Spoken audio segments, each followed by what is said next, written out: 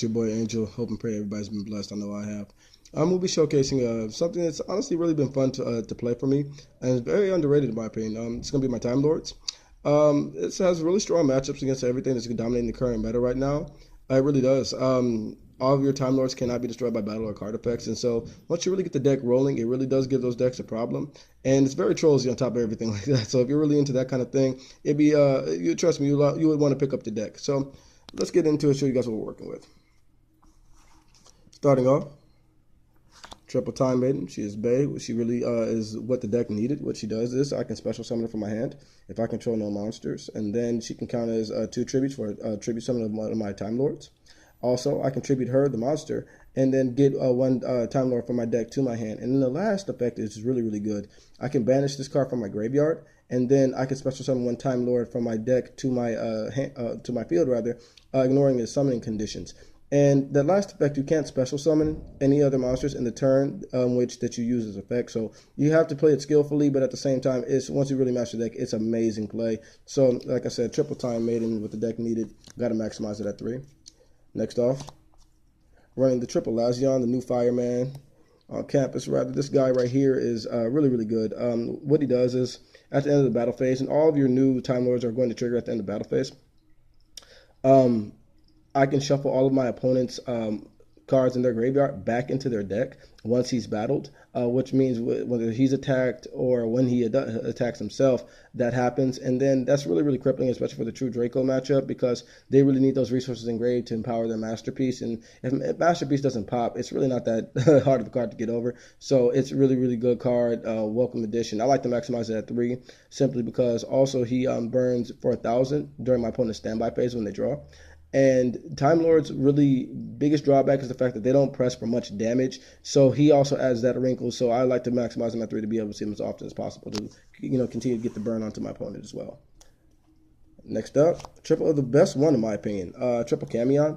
What he does is once he's battled, I can shuffle one card on the field back into my opponent's deck, or back into the deck in general, and then burn my opponent for 500. The card is amazing because once I activate that effect, my opponent can't respond with any effects. So it's pretty much free. There's really much almost no way to get over this card unless like he preemptively gets chaliced or breakthrough skilled or something like that, or Veilered, and really that it was outside of Chalice. That's not really much running around the meta, so I don't see it very often. So I mean, Camion is my favorite one in my opinion. He's the best, so I like to maximize him at 3 as well. Next up, Double Zaphion. Zaphion is an amazing card. From a price perspective, she's the most popular new one because of her effect of when she attacks at the end of the battle phase. She wipes my opponent's back row, shuffles it all back into their deck, and then if she leaves from my side of the field to the graveyard, I get to draw a card. But I like to maximize her too. I think 3 is not necessarily needed. Simply because you're not running into things that are just too heavy in back row, and even against stuff like your true Draco matchup or whatnot, it's not necessary that you have her at 3 because, just from my opinion, because they're already not hurt by your true Draco spells and traps or really anything that you're running in the zoo matchup. So Double Zaphion has been really working really well for me. Excellent card. Next up, Double OG Matai. I'm pretty sure everybody knows what it does, but just in case you don't, once it attacks, it bounces all monsters on the field back to their owner's hands, and I get to burn my opponent for 300 each. Like I said, I really like to have my burn damage cards because that's pretty much the way that I inflict damage onto my opponent, because I'm not attacking with anything that's a beat stick at all, and they all have 0 attack power. So this is the best way I can actually get that advantage of my opponent in the life points division. So yeah, I got to run the double Matai. Good then's good now, the OG. Next up, double Ghost Ogre, just have a little hand trap action for a little bit of disruption of my opponent. And finally, rounding off my monsters, double Gamma Seal. We know why we have the Gamma Seal in there.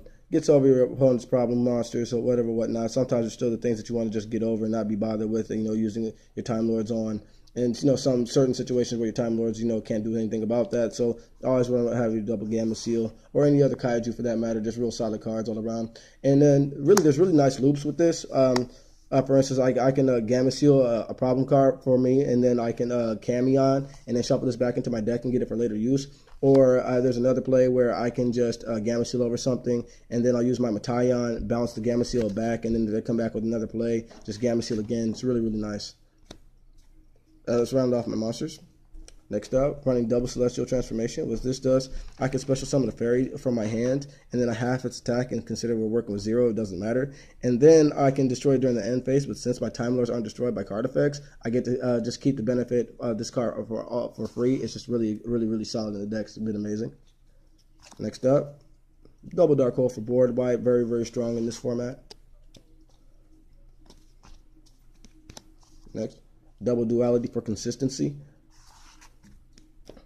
Then a little bit of stun going on with D Fissure, because everything shuffles back into my deck, so I'm not worried about losing anything to the graveyard. So it's really strong in this format, I find. The 1-for-1, so I can get out my Time Maiden and really begin my plays. The 1 Burial, so I can put my Time Maidens back into deck, or back into graveyard rather. And then finally the 1 Advanced Draw, just so I can, get a little bit of a plus, just in case I have a Time Lord that I know might not necessarily, considering it'll shuffle back into my deck. Sometimes I just like to, send it to the grave and get a plus off of it. Rouse off my spells. Then next up, double D Barrier. Still arguably the best trap in the game at the moment.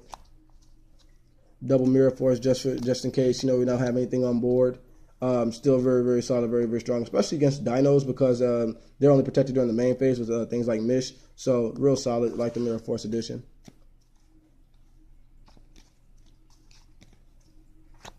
Double Strike, 1 warning, little Solemn Brigade package, excellent, very effective. Double Floodgate Trap Hole. This is really, in my opinion, emerging as the best trap card in the game right now, simply because Zoo is the most prevalent matchup, and once you face down that extra deck zone, it's really hard for them to play. It really is. Really anything that's using the extra deck, once you face down that extra deck zone, it's really hard for them to play. They have to have like the Dark Hole or do something that they don't necessarily want to, or waste a resource that they don't really want to. It's really solid. 1 Torrential, because you can only have 1. If I could have more, I would. I run 1 Macrocosmos once again, because I want to see what my opponent banish resources. This is very useful against pretty much any matchup right now, because once again, I'm not worried about losing things to being banished. And it's really solid. True Dracos aren't getting any equity, or if anything, going to the graveyard. Your Zoos aren't able to recycle the way they want to, so it's been a real solid addition. 1 Ring of Destruction, simply because it's still removal and it burns my opponent. And once again, that's really the drawback of the deck. I don't press 4 much damage, so the 1 Ring has been a welcome addition. And finally, rounding off with the 1 Compulse. So that's 40 in the main. And then for my extra deck, I don't run much, simply because we're working with pretty much all rank 10s. And my other ones I can't really put together for anything. So we're just running the Spider package. The 1 Ravenous Tarantula, the Pain Gainer, and the 7 Sins. Real solid, very good cards, all within their own respects. So, sometimes they come up, majority of the times they don't, but still just like to have them for utility. The Dreadnought Super Door, just in case, stalling perhaps. And then I've actually made this for game and testing, the 1 Gustav Max. So that rounds off the deck. Once again, guys, like, comment, subscribe. Feel free to hit me down in the comment section. I'm open to criticism, things that you want to see on the channel, things that you see will be a welcome addition to the deck, whatnot. And hey, I appreciate it, guys. Thank you for your viewership. I hope and pray the good Lord adds blessings to your life, prosperity, and peace to your families. And yes, this has been your boy Archangel tuning in. Thanks for tuning in, rather. And I appreciate you guys, and have a blessed night.